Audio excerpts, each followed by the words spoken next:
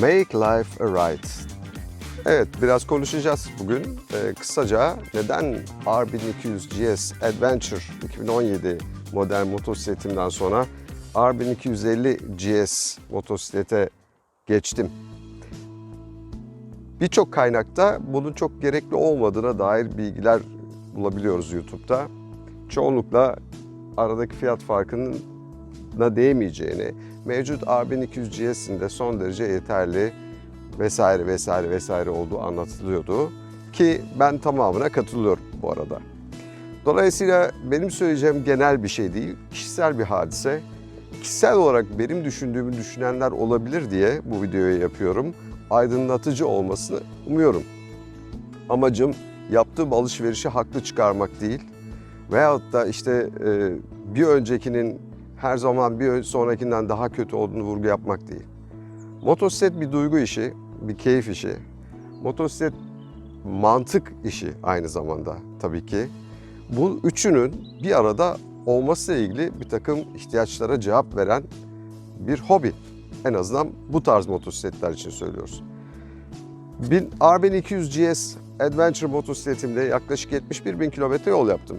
Kanalımda hangi yollardan gittiğimi, nasıl kullandığımı, hangi şartlarda, hangi koşullarda ve hangi lastiklerle kullandığımı rahatça bulabilirsiniz. Bakmanızı tavsiye ediyorum kanalımdaki gezi videolarına. Peki ne oldu da R1250 GS'e geçtik? Hem de Adventure olmayan GS modeline niye geçtik? Yani o da bir seçmede, yani bu motora geçerken aldığım bir karar oldu.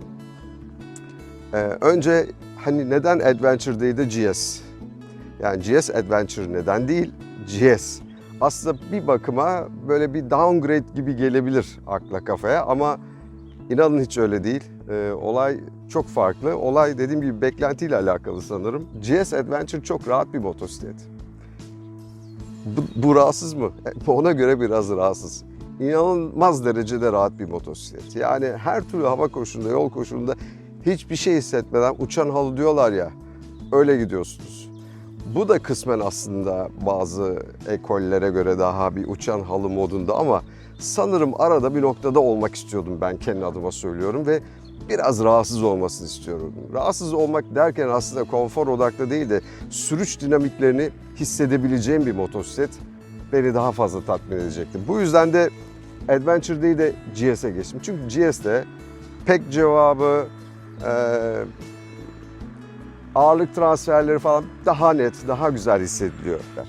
Dolayısıyla lafı uzatmayayım. Yani bütün marka modeller için iyi ama bazı marka modellerin bazı modelleri diğerlerinden bazı yönleriyle daha farklı.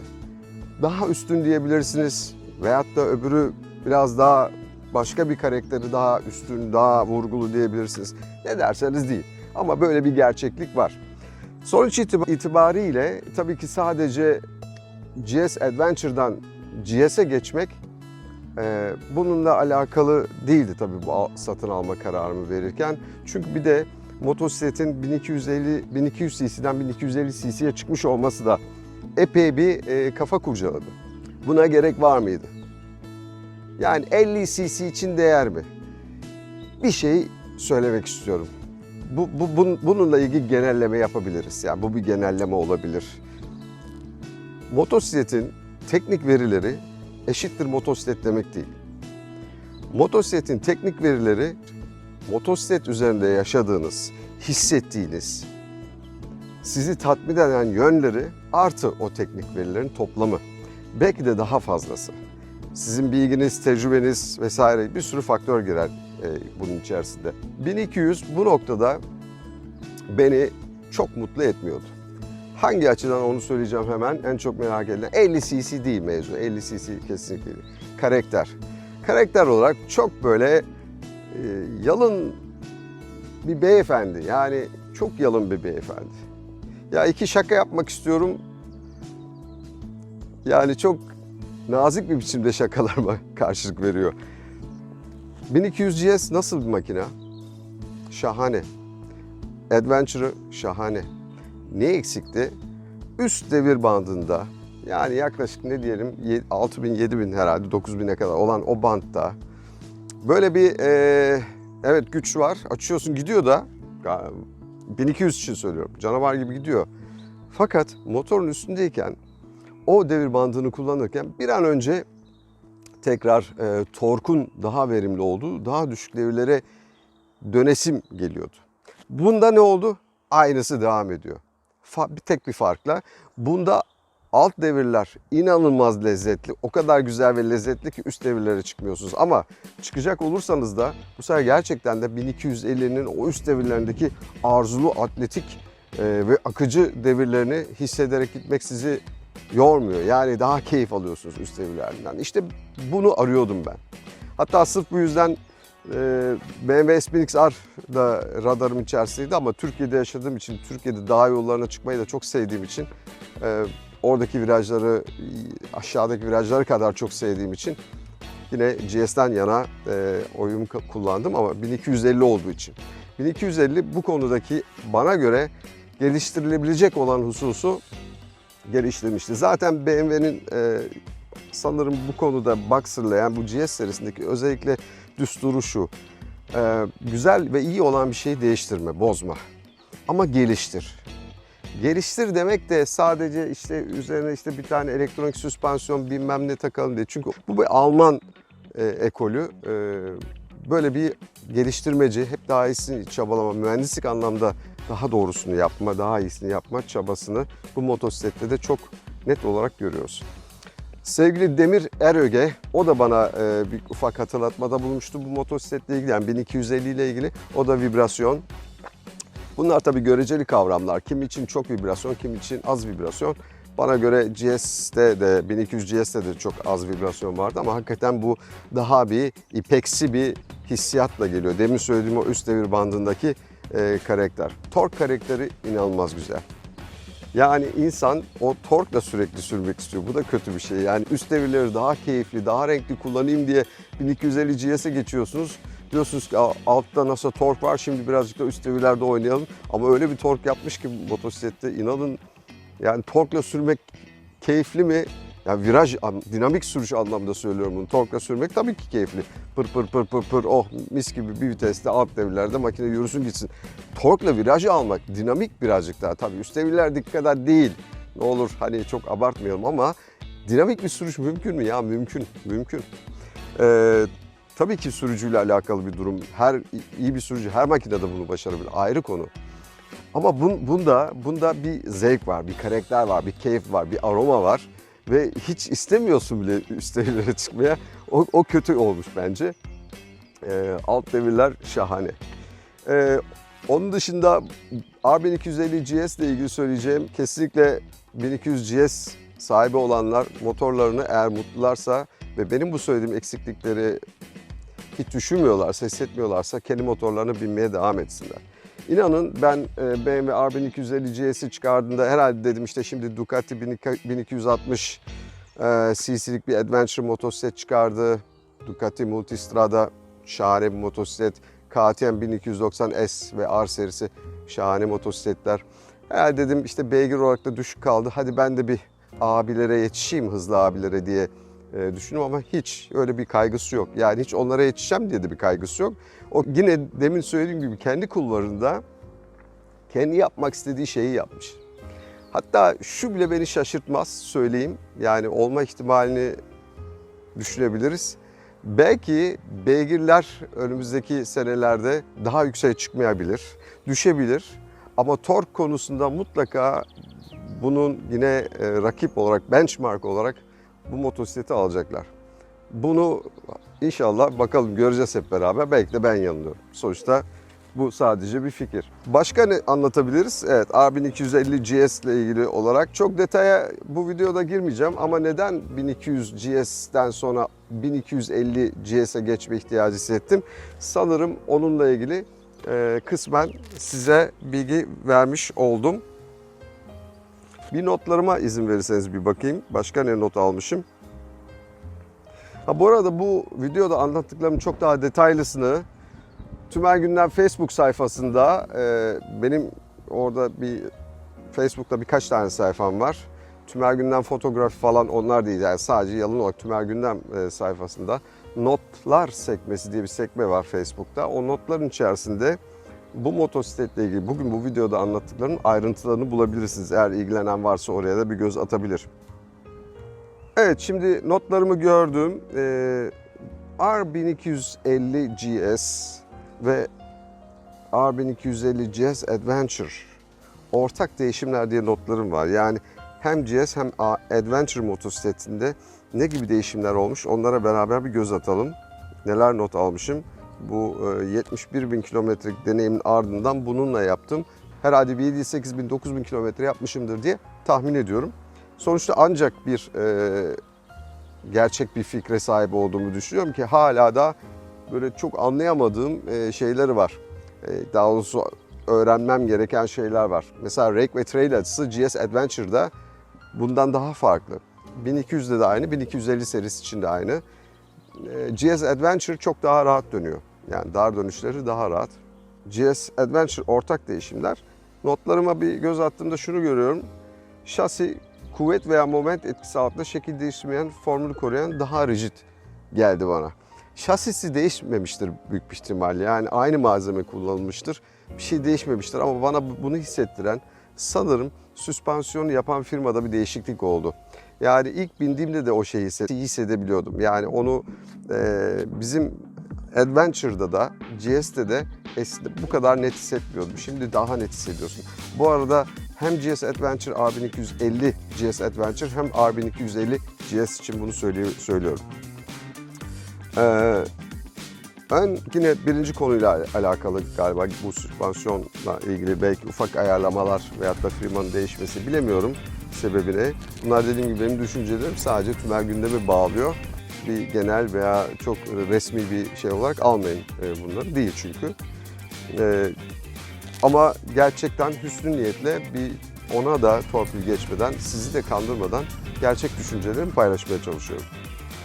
Çekiş kontrolü DTC var, Dynamic Traction Control. Yani viraj çıkışlarında da hızlı bir dinamik sportif sürüş yaparken kontrol eden eğim açısına göre traction kontrolü birazcık daha fazla devreye sokan bir traction kontrol var. Güvenlikle ilgili güzel bir tedbir. Özellikle sportif sürüş yapıyorsak ve tatsız bir sürprizle karşılaştığımızda gerçekten çok yararlı olduğunu düşündüğüm güvenlik donanımı. Yine virajlar çok güzel demişim. Çizgiler, yaylar o kadar düzgün ki viraj çıkışları, ivmelenme, işte GS'de roket demişim ok yerine roket yani düz, öbüründe X-Wing Star Wars'taki. Ön fren bunun hakkında çok konuşuluyor. Ben de konuşacağım, bir şey söyleyeceğim bununla ilgili. En çok merak edilen konulardan bir tanesi arka fren Brembo, ön fren BMW yazıyor üzerinde ama hepimiz biliyoruz ki içinde Amerikan Hayes diye dağ bisikletine fren sistemleri üreten, yanlış bilmiyorsam o konuda uzmanlaşmış bir firmanın frenleri var. Şimdi BMW neden böyle bir şey yaptı? Ticari bir kaygısı olabilir. Büyük şirketlerin ticari anlaşmaları olabilir. Olabilir de. Veyahut da şu da olabilir. Ben bunun olduğuna daha çok inanıyorum. Kendi markasını basmak istiyor olabilir. Bütün komponentlerini BMW olarak yapmak istiyor olabilir. Brembo buna belki çok yanaşmamıştır. Hayes bunu kabul etmiştir. Bu da olabilir. Ama hepsi bu işin paparazzi kısmını bir kenara koyalım. Yani şundan dolayı bundan. Ben sürücü olarak bu frende ne yaşıyorum? Beni ilgilendiren konu o. Değilse bunlar ticaret yapıyor sonuçta. Tabii ki anlaşmalar ve karlılık için yapıyor. Yani hobi için motosiklet üretmiyor. Hem kendini kanıtlamak için hem ciddi bir rekabet var onun üstünde kalabilmek için. Şimdi bu frenlerle ilgili diyeceğim şey şu. 1200 serisi motosikletlerin frenleri şahane. Yani denecek hiçbir şey yok. Freni çektiğiniz an o kadar güzel, progresif bir şekilde freni çekiyorsunuz ki panik fren hariç her türlü koşulda eski seri için söylüyorum harika bir fren var GS'de ve çok güzel dozajlanabiliyor. Harikulade ve çok da güzel fren mesafesi falan harika. BMW'nin genel olarak fren sistemi süspansiyonlarla beraber çalıştığı için, tasarım bunu sağladığı için olağanüstü güvenli ve iyi bir frenlemesi var. 1250'de HS'e geçtikten sonra ne oldu? Bu da mesela benim kişisel olarak daha önce 1200 serisinde motosikletimi kullanırken yapmak istediğim ama yapmayı bir türlü başaramadığım bir şeydi. O da nedir? Bir viraja doğru sürüyorum. Biraz daha sportif gidiyorum. Biraz daha ritmim, tempom yüksek.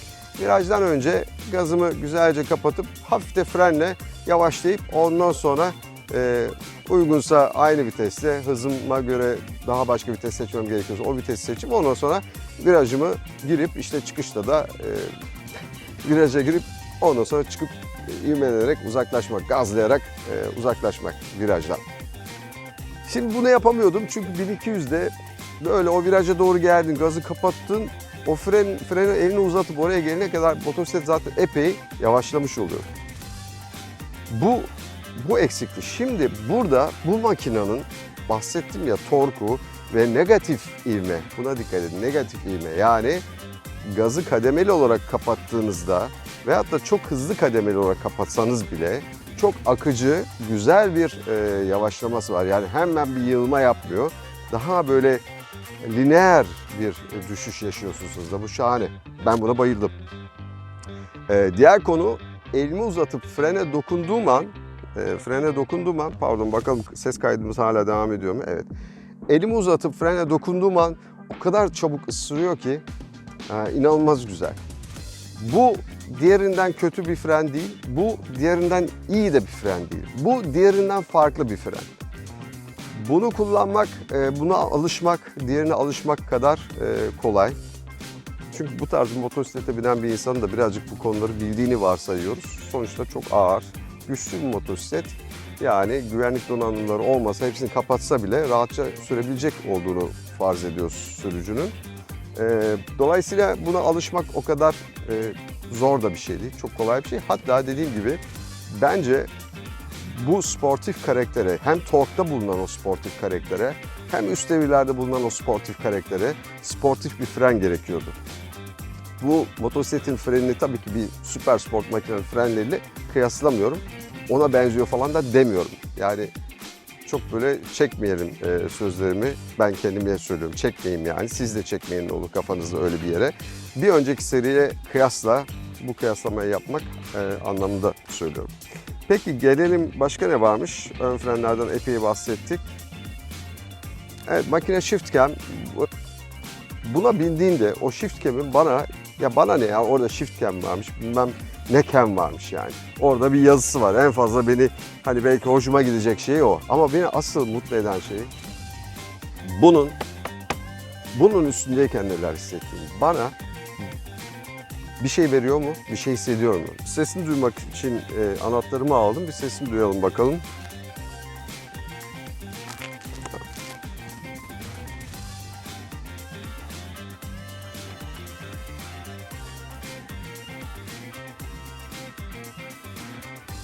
Evet ve basıyoruz.